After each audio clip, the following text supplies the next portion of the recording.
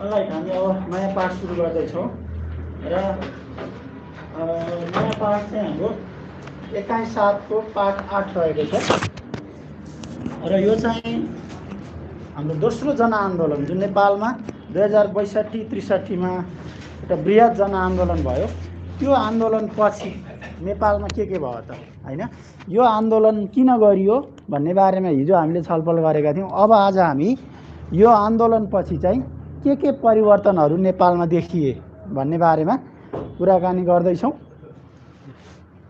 Right, र पक्कै पनि महत्त्वपूर्ण प्रगतिहरू परिवर्तनहरू भएका छन् यो आन्दोलन पश्चात हैन, किनकि यसको उद्देश्य नै देशमा राजनीतिक तथा सामाजिक परिवर्तन ल्याउनु भन्ने थियो।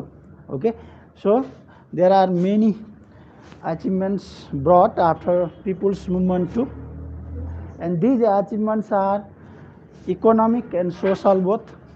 So socio-economic status of country has been changed in different way. Okay, the socio-economic situation of Nepal before this movement was different than it is now. So we'll be talking about some of such achievements, okay, that Nepal got after people's movement too.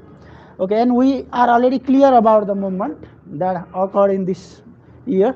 The movement started from 24th Chaitra 2062 and ended in 2063 11th Vaishak. Okay, that means this movement had been continued for 19 days almost. All right, यो चाहिँ 2062 को चाहिँ 24 गतेबाट सुरु भएको आन्दोलन चाहिँ 2063 सालको वैशाखको 11 गते गएर अन्त्य भएको थियो र यो तत्कालीन राजा ज्ञानेन्द्रको चाहिँ एउटा राजनीतिक दुष्प्रयासको परिणाम थियो। त्यसको मतलब उनले नेपाली राजनीतिमा एउटा गल्ती गरेका थिए हैन। त्यो गल्ती के थियो त भन्दा निर्वाचित सरकार विघटन गर्नु र राज्य सत्ता आफ्नो हातमा लिनु हैन। यो कारणले गर्दा चाहिँ आन्दोलन गरियो र यो आन्दोलनमा सम्पूर्ण क्षेत्रको व्यक्तिहरू चाहिँ सहभागी भए। राजनीतिक दलहरू हैन, तत्कालीन माओवादी हैन, त्यसै गरेर अन्य विभिन्न क्षेत्रका मान्छेहरू चाहिँ यो आन्दोलनमा सहभागी भए र धेरैले शहादत पनि प्राप्त गरे। भनेको धेरै शहीद पनि हुनु परेको थियो हैन, धेरैको मृत्यु भयो, धेरै अङ्गभङ्ग पनि भए हैन। त्यसकारणले यो आन्दोलनको ज्यादै ठुलो महत्त्व रहेको छ नेपालको राजनीतिक इतिहासमा र यसले ल्याएका अब परिवर्तनहरूको बारेमा हामी यहाँनिर छलफल गर्छौँ हैन। नम्बर 1 रहेको छ हैन, इस्ट्याब्लिसमेन्ट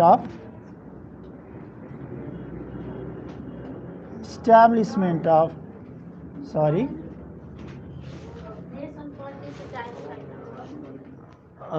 yeah, we don't do that है। हामी अब बुकबाट लाइन बाई लाइन लेसन पढ्ने भन्ने हुँदैन है, त्यो आफूले पढ्ने कुरा हो। हामी एउटा लेसनभित्र के कुरा रहेको छ भन्ने बारेमा मात्र यहाँ छलफल गर्ने हो हैन। अब लाइन बाई लाइन पढ्ने भनेको चाहिँ घरमा हाम्रो जिम्माको काम पनि हो हैन। कतिपय कुराहरू यहाँ आइसकेका हुन्छ, अब एकचोटि पढ्यो भने थाहा हुन्छ हामीलाई सबै कुराहरू।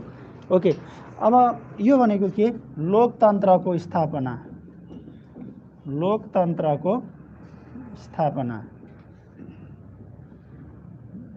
ओके, लोकतन्त्रलाई अङ्ग्रेजीमा हामी डेमोक्रेसी नै भन्छौँ। यो एब्सोल्युट डेमोक्रेसी हो है। अब लोकतन्त्र, लोक भनेको यहाँ जनता भन्ने हुन्छ, तन्त्र भनेको शासन भन्ने हुन्छ हैन।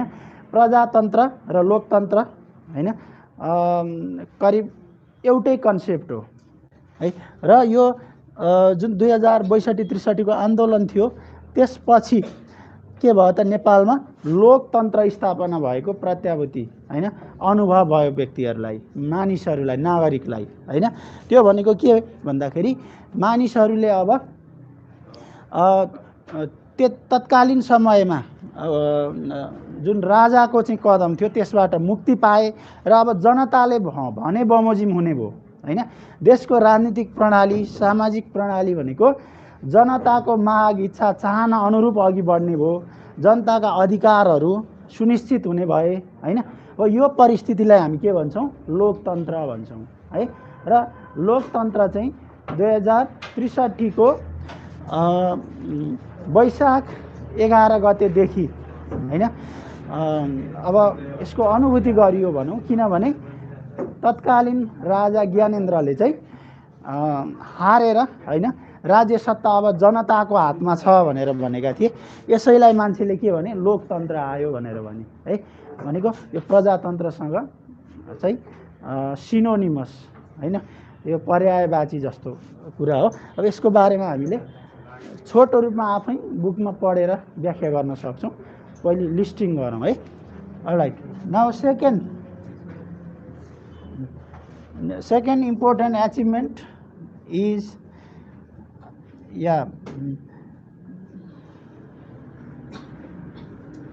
comprehensive peace accord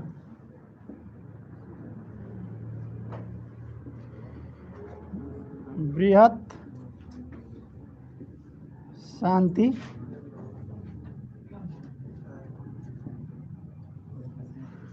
सम्झौता है। बृहत शान्ति सम्झौता भन्नाले तत्कालीन माओवादी र नेपाल सरकार बीच भएको महत्त्वपूर्ण सहमति है। र यो बृहत शान्ति सम्झौताको बारेमा हामीले अगाडि पनि कुरा गरिसकेका छौँ। र यो बृहत शान्ति सम्झौताले के गर्यो त भन्दाखेरि 10 वर्षे जनयुद्धको अन्त्य गर्न सहयोग गर्यो हैन। र माओवादीलाई पनि के गर्यो त सरकारमा सामेल हुने बाटो खुला गरिदियो है। त्यसपछि अब औपचारिक रूपमा नेपालमा माओवादी द्वन्द्वको चाहिँ अन्त्य भयो है। यसलाई हामी के भन्छौँ बृहत शान्ति सम्झौता भन्छौँ। र यो बृहत शान्ति सम्झौतामा तत्कालीन सरकारको तर्फबाट गिरिजाप्रसाद कोइराला र त्यसपछि माओवादीको तर्फबाट चाहिँ पुष्पकमल दाहाल प्रचण्डले हस्ताक्षर गरेका थिए हैन। यसलाई हामी बृहत शान्ति सम्झौता भन्छौँ। र यसैको कारणले यो सम्झौताले के गर्यो त भन्दा माओवादी तत्कालीन माओवादी जुन चाहिँ नेपालमा एउटा समस्याको रूपमा रहेको थियो, माओवादी समस्या समाधान गर्नु चुनौतीको विषय रहेको थियो, त्यो चुनौतीलाई चाहिँ यसले के गरिदियो तोडिदियो है। अर्को रहेको छ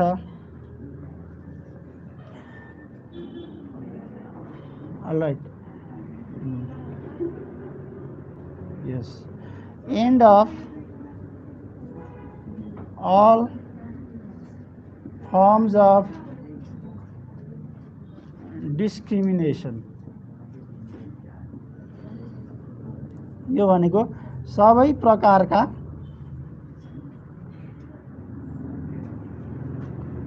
विभेदको अन्त्य, विभेदहरूको अन्त्य।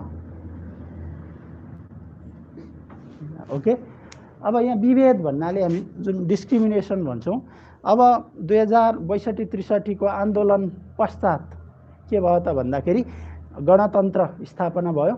गणतन्त्र स्थापना भएसँगै के भयो नयाँ संविधानको व्यवस्था भयो हैन। र नयाँ संविधानमा चाहिँ कुनै पनि किसिमको विभेद चाहिँ दण्डनीय हुने भनेर चाहिँ व्यवस्था गरियो। यसले गर्दाखेरि जुन जातीय हैन, धार्मिक हैन, लैङ्गिक जुन विभेदहरू रहेको थियो त्यसलाई चाहिँ यसले के गर्यो त अन्त्य गर्ने बाटो खुला गरिदियो हैन। यद्यपि अब कतिपय ठाउँमा अझै पनि हामी यस्ता विभेदहरू देख्छौँ, तर त्यो विभेदहरू चाहिँ सबै के छ त दण्डनीय छ, दे आर पनिसेबल है।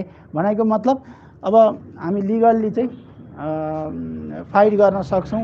हामीलाई यदि अन्याय परेको जस्तो लाग्छ भने, अन्यायमा परेको जस्तो लाग्छ भने कसैले धार्मिक रूपमा, लैङ्गिक रूपमा हैन, जातीय रूपमा कसैलाई पनि विभेद गर्न पाइँदैन हैन, पाइने छैन भनिएको छ हैन। यो चाहिँ के हो त यसले प्रष्ट हुन्छ सबै प्रकारका विभेदहरूको अन्त्य। अर्को रहेको छ Nepal was declared as a republican country। Republican country है। नेपाललाई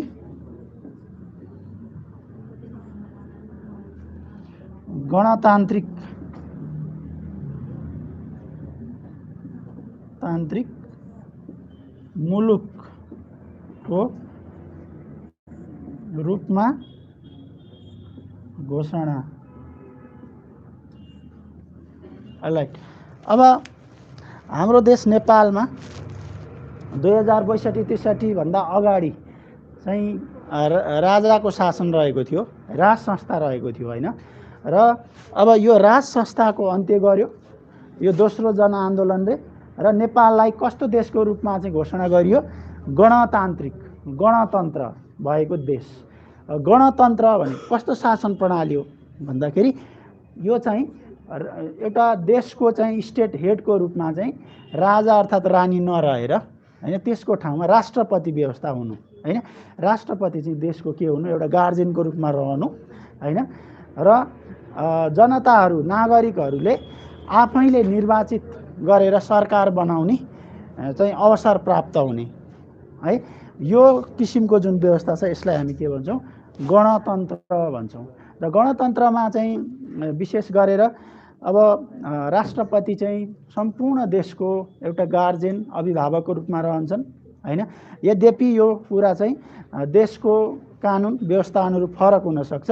कतिपय देशमा के हुन्छ भने राष्ट्रपति चाहिँ कार्यकारी प्रमुख पनि हुनसक्छ। त्यो भनेको एक्जिक्युटिभ हेड, सम्पूर्ण देशमा शासन गर्ने सम्पूर्ण अधिकार, अथोरिटी चाहिँ राष्ट्रपतिमा हुने व्यवस्था, त्यो चाहिँ एक्जिक्युटिभ हेड रहने भन्ने हुन्छ भने कतिपय देशहरूमा चाहिँ राष्ट्रपति रहने एज अ गार्जियनको रूपमा र प्रधानमन्त्री चाहिँ एक्जिक्युटिभ हेड रहने भन्ने व्यवस्था हुन्छ। र हाम्रो देशमा चाहिँ प्रधानमन्त्री एक्जिक्युटिभ हेड हो भने राष्ट्रपति चाहिँ के हो त? स्टेट हेड मात्र हो है। र यो गणतान्त्रिक मुलुकको रूपमा अहिले हाम्रो नेपाललाई चिनिन्छ होइन। र हाम्रो नेपाललाई हामी अहिले सङ्घीय लोकतान्त्रिक गणतन्त्रात्मक देश भनेर चिन्छौँ है। सङ्घीय लोकतान्त्रिक गणतन्त्रात्मक देश है। अलराइट। अर्को रहेको छ अलराइट सङ्घीयता, प्रोभिजन अफ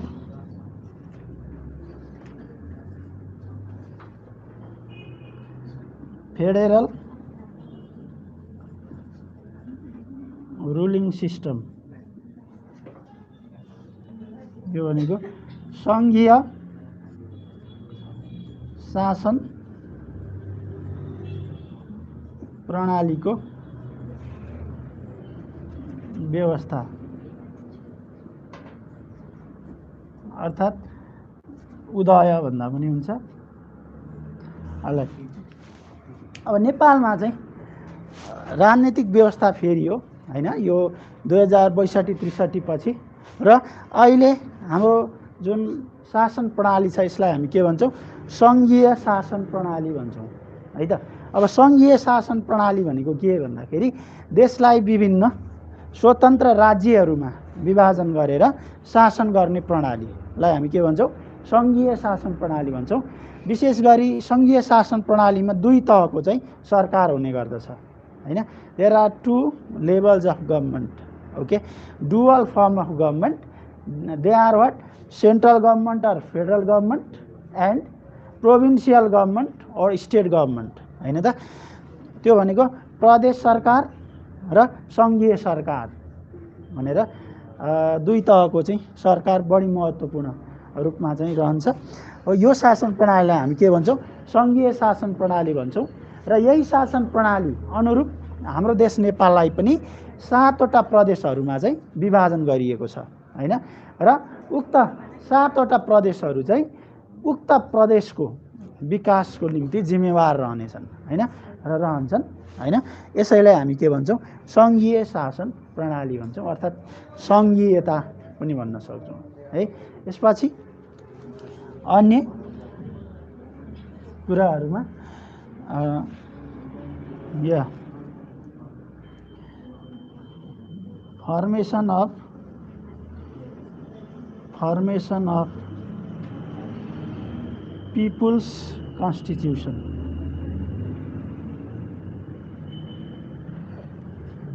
होइन, जनताको संविधान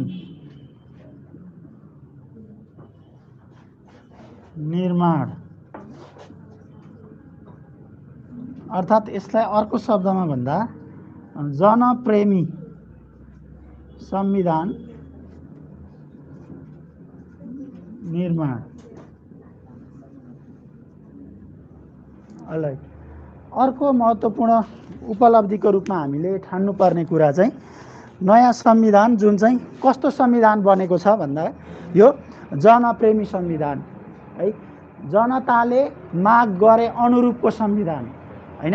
अब कस्तो संविधानको अपेक्षा गरिएको थियो भन्दाखेरि नेपालमा संविधान निर्माणको लागि संविधान सभाको चुनाव गर्ने हैन र संविधान सभा मार्फत चुनिएका प्रतिनिधिहरूले संविधान लेख्ने हैन, जसलाई हामी संविधान सभा भन्छौँ। त्यो संविधान सभा मार्फत संविधान लेखिएको थियो हैन। र अहिले हाम्रो नेपालमा रहेको जुन संविधान छ यो कस्तो संविधान हो भन्दा यो जनप्रेमी हो। किन जनप्रेमी हो भन्दाखेरि यो चाहिँ 601 जनाको समूह रहेको संविधान सभाले लेखेको के हो संविधान हो है। त्यसकारणले गर्दाखेरि अब नेपालमा हैन संविधान सभा मार्फत नयाँ संविधान लेख्ने भन्ने चाहिँ कुरा जनआन्दोलनमा पनि झल्किएको र सम्पूर्ण नागरिकहरूको चाहिँ माग रहेको हुनाले सोही अनुरूप चाहिँ यो संविधानको निर्माण गरियो हैन। र अहिले हाम्रो जुन नेपालको संविधान 2072 रहेको छ यो चाहिँ कस्तो संविधान रहेको छ त भन्दाखेरि जनप्रेमी हैन, अर्थात् भनौँ जनताको चाहिँ या इच्छा चाहना अनुरूप निर्मित संविधान। Okay, now let's point out other things too.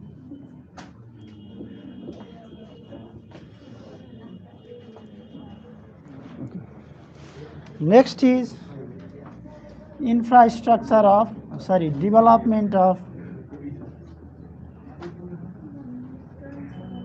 development of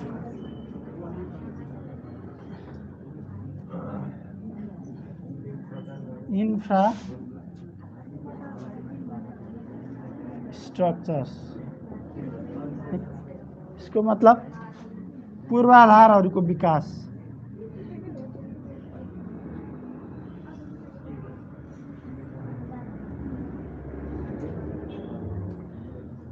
okay, यहाँ पूर्वाधार भन्नाले हामीले विकासका पूर्वाधार भनेर बुझ्नुपर्छ हैन।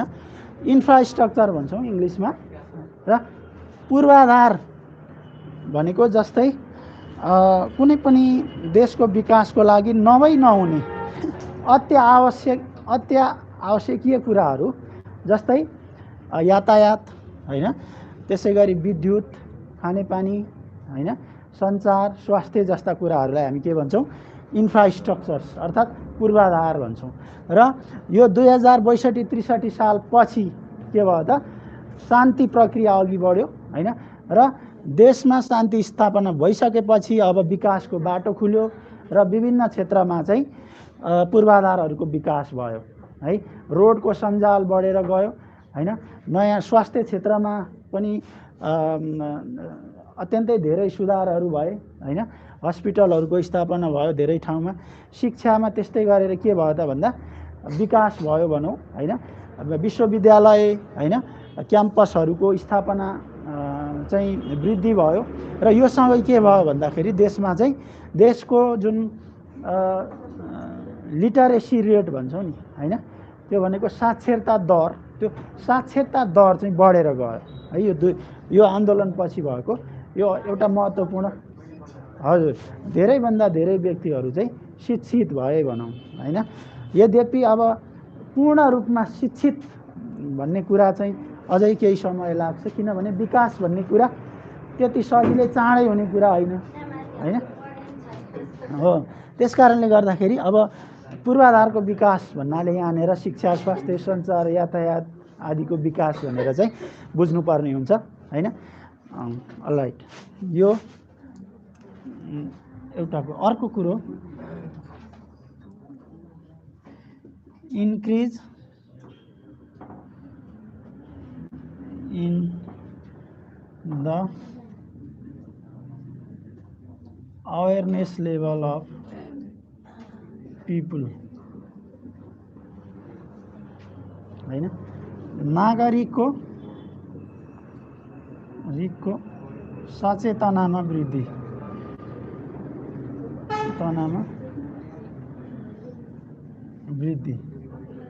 है, अर्थात् नागरिक सचेतना भन्छौँ, यसमा वृद्धि भयो। त्यसको मतलब के भन्दाखेरि अब जनताहरू, नागरिकहरू अगाडिभन्दा धेरै बढी के भए त सचेत भए। केमा सचेत भन्दा सामाजिक परिवर्तन हैन, राजनीतिक स्थितिहरू हैन, उनीहरूलाई थाहा हुन थाल्यो।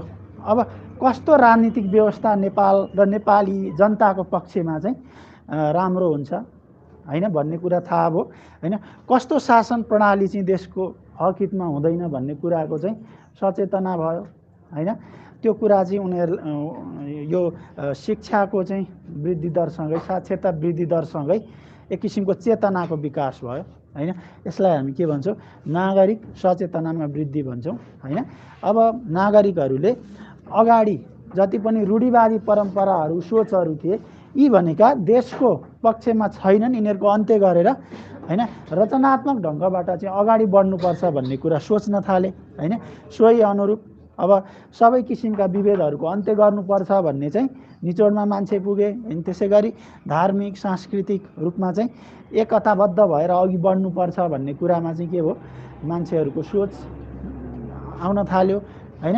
त्यसकारणले गर्दाखेरि विभिन्न कुरामा चाहिँ सचेतना बढेर जानुलाई हामी के भन्छौँ, नागरिक सचेतना भनेर भन्छौँ। अर्को रहेको छ, एउटा लेख्नु न तपाईँहरूले है। यसको मतलब दुईटै लेख्नुपर्छ भन्ने होइन है।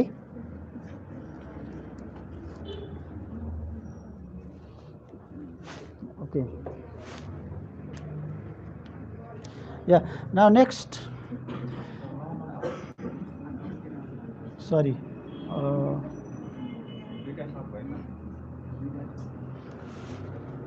Okay, okay, this is 7। मैले नेपालीमा लेखिरहेको थिएँ है। यो 8 यहाँ चाहिँ 9 होइन त। ओके,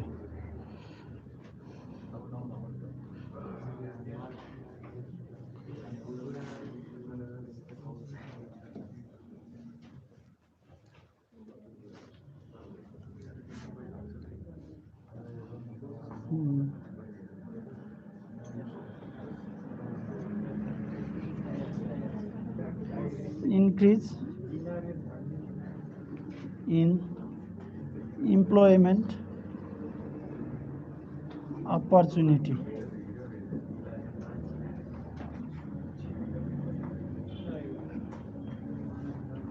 रोजगारको अवसरमा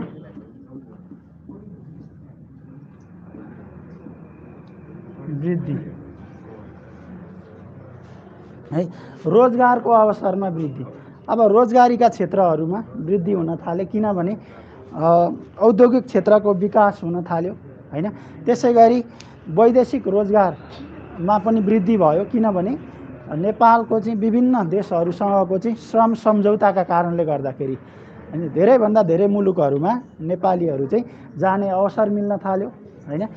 यसलाई हामी के भन्छौँ, रोजगारको अवसरमा वृद्धि भन्छौँ। र केही मात्रामा आधुनिक कृषि प्रणालीको पनि थालनी भएको छ, त्यसले गर्दाखेरि युवाहरूलाई कृषितर्फ चाहिँ हैन आकर्षित हुन पनि मद्दत गरेको छ हैन। त्यसकारणले यसले पनि के गरेको छ भन्दाखेरि स्वदेशमै हामीले केही गर्नुपर्छ है भन्ने भावनाको विकास भएको छ हैन। मानिसहरू हामीले अहिले देख्न सक्छौँ, वैदेशिक रोजगारबाट फर्किएर हैन नेपालमै व्यवसाय गरेर बस्ने युवाहरूको जमात पनि बढ्दो रहेको छ। यहीँ आउने हैन पशुपालन गर्ने हैन, मौरी पालन गर्ने हैन, त्यसै गरेर अब विभिन्न पोल्ट्री फार्महरू खोलेर हैन, त्यसै गरी अब अनि अब तरकारी खेतीहरूको बारेमा हैन पनि मान्छेहरू सचेत भएर यो पनि गर्न थालेका छन्। अलराइट, त्यसकारणले यो कुराले के देखाउँछ भन्दाखेरि रोजगारको अवसरमा पनि व्यापक वृद्धि भएको देखिन्छ है त। अब अर्को कुरो,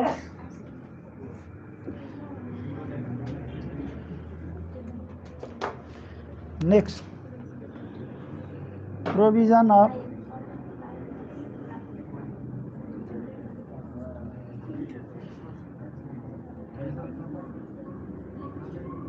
प्रोपोर्सनल रिप्रेजेन्टेसन।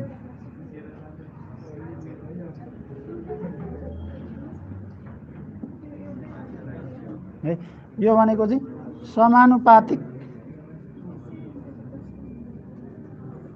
प्रतिनिधित्व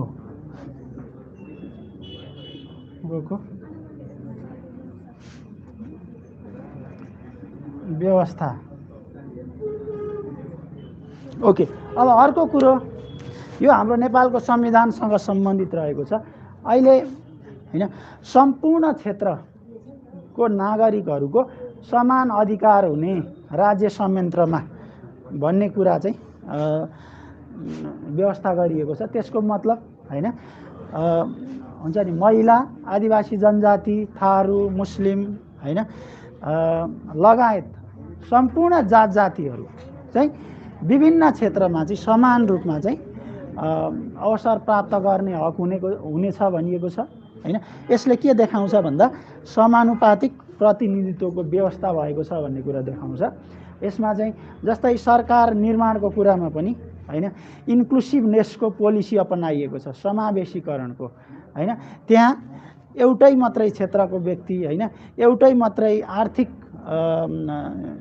अवस्था भएको व्यक्ति, एउटै मात्रै शारीरिक क्षमता भएको व्यक्ति भन्दा पनि हैन सम्पूर्ण क्षेत्रबाट प्रतिनिधित्व गर्ने हैन फरक क्षमता भएका व्यक्तिहरू हैन, महिला हैन, अपाङ्गता भएका यस्ता सम्पूर्ण व्यक्तिहरूलाई चाहिँ विभिन्न ठाउँमा अवसर दिएको छ हैन। यसलाई हामी के भन्छौँ? समानुपातिक प्रतिनिधित्व भन्छौँ है त। हामीले निजामती सेवामा हेर्यो भने पनि के छ त भन्दा त्यो महिला कोटा छुट्टै छ हैन, आदिवासी जनजातिको लागि छुट्टै कोटा रहेको छ हैन, त्यसै गरेर थारू मुस्लिमहरूको लागि छुट्टै छ हैन। यसले के देखाउँछ भन्दाखेरि अब नेपाल चाहिँ एक बहुभाषिक हैन बहुजातीय मुलुक भएको हुनाले हैन सम्पूर्ण जात जातिको हक हित हुनुपर्छ हैन, र सम्पूर्ण जात जातिले चाहिँ अवसर पाउनुपर्छ समानुपातिक ढङ्गबाट भन्ने सिद्धान्त अनुरूप र माग अनुरूप चाहिँ यो व्यवस्था चाहिँ भएको छ है। अब यिनीहरू चाहिँ के हुन् त 2062-63 सालपछि देखिएका चाहिँ महत्त्वपूर्ण सामाजिक तथा आर्थिक परिवर्तनहरू हुन् हैन। यसको बारेमा हामीले बृहत रूपमा हाम्रो टेक्स्ट बुकबाट पनि हेर्न सक्छौँ। धेरै कुराहरू यहाँ दिएको छ हैन। अब यहाँ सेक्युलरिजमको कुरा गरिएको छ, फिलिङ अफ प्याट्रियोटिजम, नेसनालिटी हैन, मानिसहरूमा देशप्रेमको भावना बढेर आयो भनिएको छ हैन, राष्ट्रियताको भावना चाहिँ वृद्धि भयो भनिएको छ हैन। यी चाहिँ के हुन् त अन्य परिवर्तनहरू हुन्। यसको लागि फर्दर स्टडी चाहिँ आवश्यक रहेको छ। अब यहाँ एउटा क्वेसन हामीले चाहिँ हल गर्नुपर्ने छ हैन, त्यो भनेको के 2062-63 पछि नेपालले नयाँ संविधान पायो हैन, र त्यो नयाँ संविधानमा के कुरा उल्लेख गरिएको छ, यसका विशेषताहरू के हुन् भन्ने बारेमा हामी एउटा प्रश्न गर्छौँ है त। All right, now let's do the same.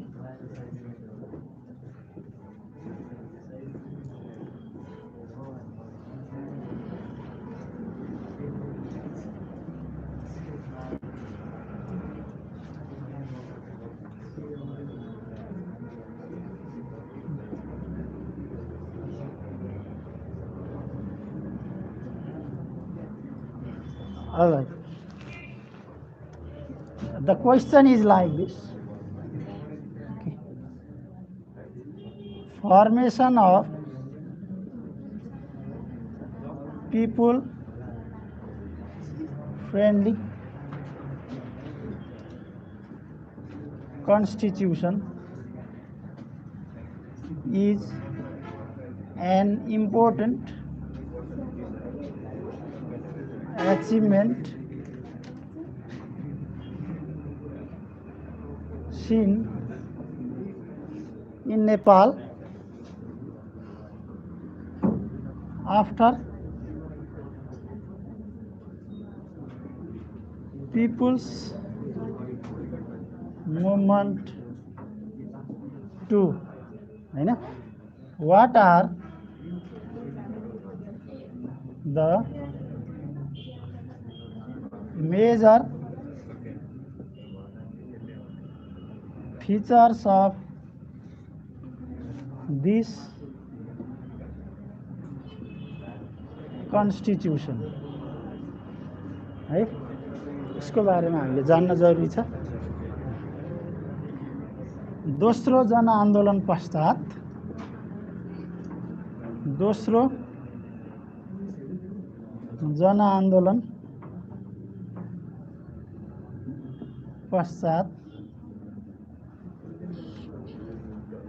नेपालमा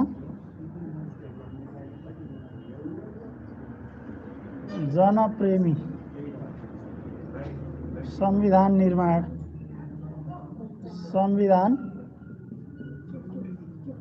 निर्माण हुनु एक महत्त्वपूर्ण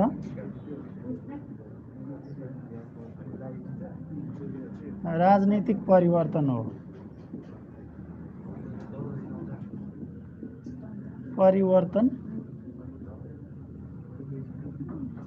हो।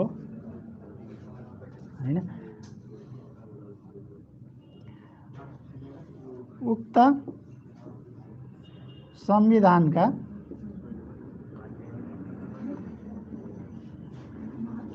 प्रमुख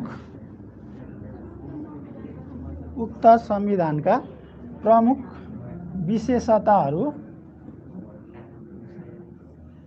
उल्लेख गर्नुहोस्।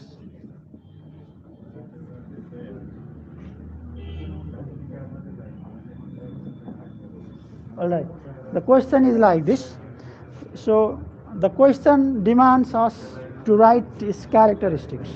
यसले चाहिँ हामीलाई केही यो अहिलेको नयाँ संविधान जुन रहेको छ दोस्रो जनआन्दोलन पछि बनेको संविधान भन्नाले हामीले यहाँनेर वर्तमान जुन संविधान सभाद्वारा जारी गरिएको नेपालको संविधान 2072 को विशेषताको बारेमा कुरा गर्ने हो है। अब यसको बारेमा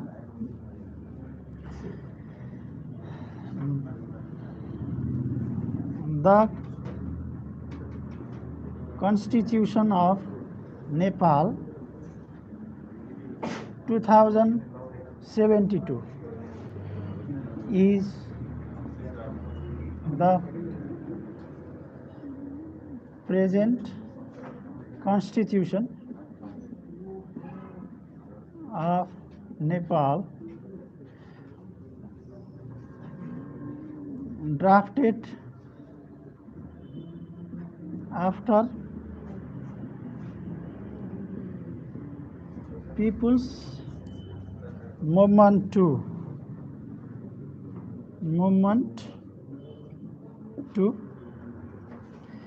its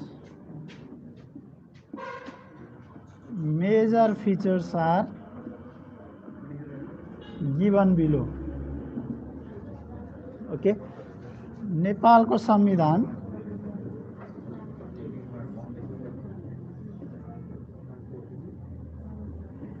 2072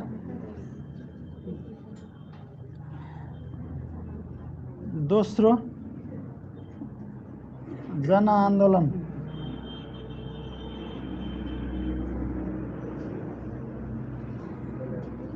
पछि निर्मित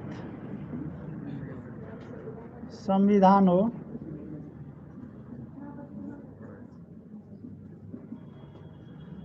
यसका प्रमुख विशेषताहरू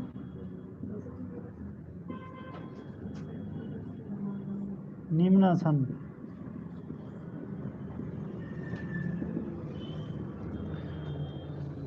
ओके हजुर okay number 1 this constitution was drafted by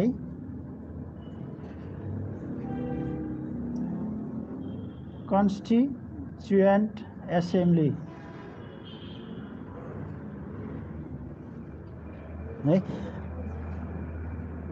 For the first time in Nepal. एउटा महत्त्वपूर्ण यसको विशेषता के हो भन्दा नेपालमा पहिलोचोटि यो संविधान चाहिँ संविधान सभाद्वारा जारी गरिएको संविधान हो है। यो संविधान नेपालको इतिहासमा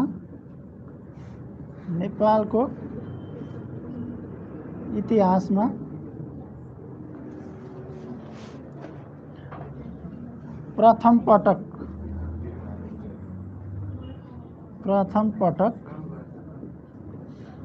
संविधान सभाद्वारा लेखिएको संविधान हो।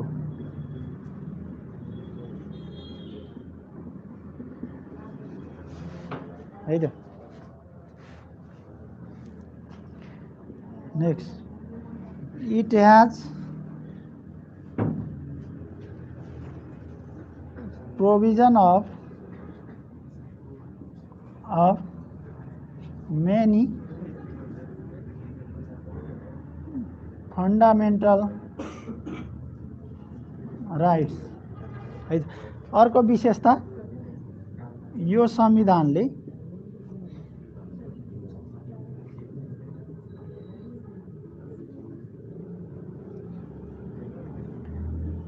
धेरै आधारभूत अधिकारहरूको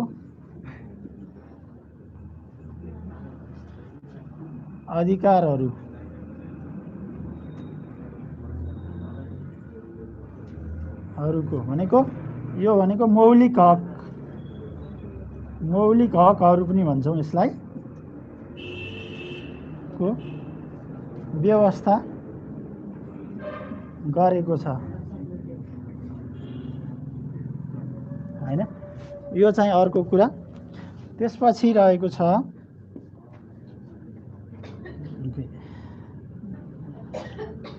there is the provision of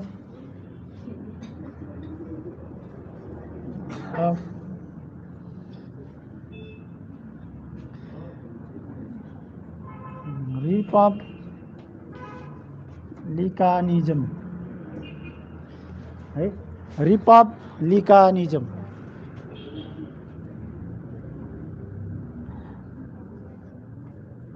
गणतन्त्रात्मक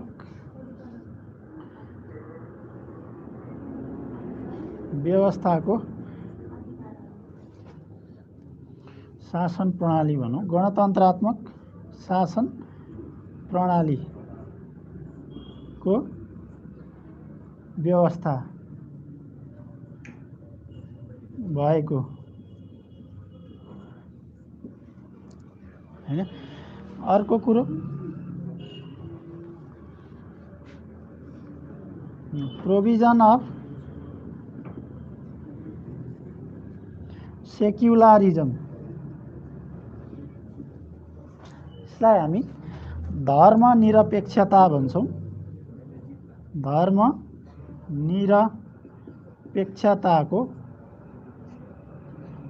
व्यवस्था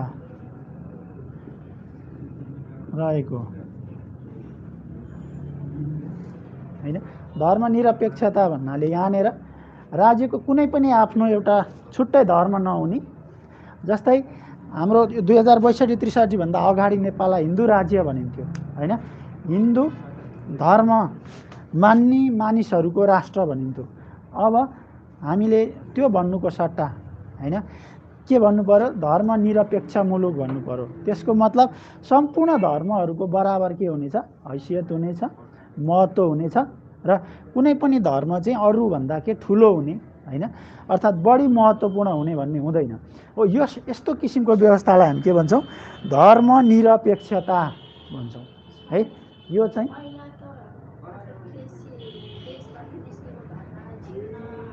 हो राइट हैन। तर अहिले चाहिँ त्यो व्यवस्था हटेको छ। यस। अर्को सङ्घीयताको व्यवस्था पनि हामी यहाँ गर्न सक्छौँ। Provision of federal ruling system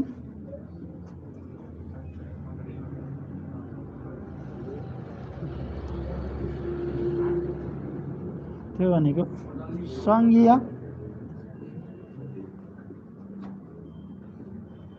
शासन प्रणालीको व्यवस्था हैन। यो पनि सङ्घीयता अर्थात् सङ्घीय शासन प्रणालीको बारेमा मैले अघि पनि भनिसकेको छु। यी चाहिँ यसका के हुन् त मूलभूत विशेषताहरू हुन् है। अब अन्य विशेषताहरू पनि थप्न सकिन्छ, जस्तै यो संविधान चाहिँ दोस्रो जनआन्दोलन पश्चात निर्माण गरिएको हैन र यो संविधानमा प्रिन्सिपल अफ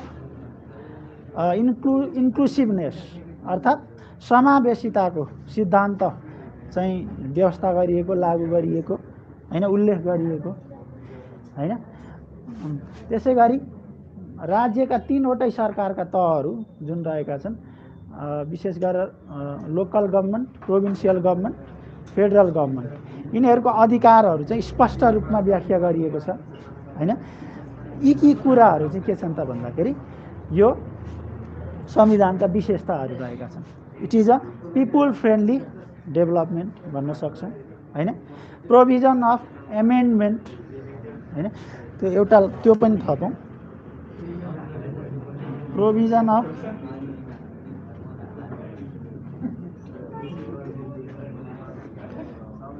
एमेन्डमेन्ट है। संविधान संशोधनको व्यवस्था, संशोधनको व्यवस्था। यो संशोधन भनेको परिवर्तन भनेर बुझ्नुपर्छ। भनाइको मतलब आवश्यक परेको खण्डमा हैन संविधानका केही कुराहरूलाई हटाएर नयाँ कुरा थप गर्न सकिने जुन व्यवस्था हुन्छ यसलाई हामी के भन्छौँ? संविधान संशोधन भन्छौँ है। संशोधन भन्नाले यहाँनिर आवश्यकता अनुरूप नचाहिने कुरा हटाउनु र नयाँ कुराको थप गर्नु हैन। This is called amendment in English. So this is also the provision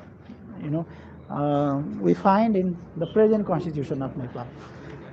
Alright, so this is all about today's class. We'll be talking about next questions, other questions, and we'll solve next day, and maybe we'll be talking about new lesson too. So this much for today. Thank you so much everyone. Okay.